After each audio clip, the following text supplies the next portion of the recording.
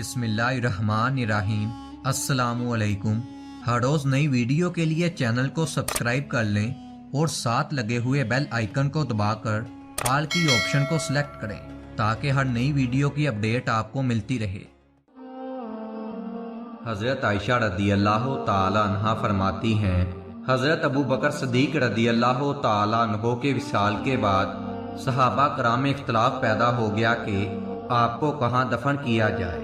بعض لوگوں نے کہا کہ ان کو شہداء کرام کے قبرستان میں دفن کرنا چاہیے، اور بعض حضرات چاہتے تھے کہ آپ رضی اللہ تعالی عنہ کی قبر شریف جنت البقیع میں بنائی جائے، لیکن میری دلی خواہش یہ تھی کہ آپ میرے اسی حجرے میں سپرد خاک کیے جائیں جس میں حضور صلی اللہ علیہ وآلہ وسلم کی قبر منور ہے۔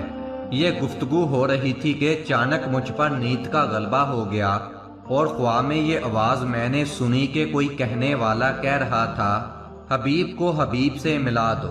خواب سے بیدار ہو کر میں نے لوگوں سے اس آواز کا ذکر کیا تو بہت سے لوگوں نے کہا کہ یہ آواز ہم لوگوں نے بھی سنی ہے، اور مسجد نبوی کے اندر بھی بہت سے لوگوں کے کانوں میں یہ آواز آئی۔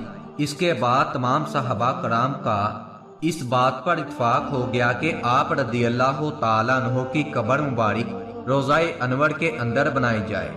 اس طرح حضرت ابو بکر صدیق رضی اللہ تعالی عنہ حضور نبی کریم صلی اللہ علیہ وآلہ وسلم کے پہلو اقدس میں مدفون ہو کر اپنے حبیب کے قرب خاص سے سرفراز ہو گئے۔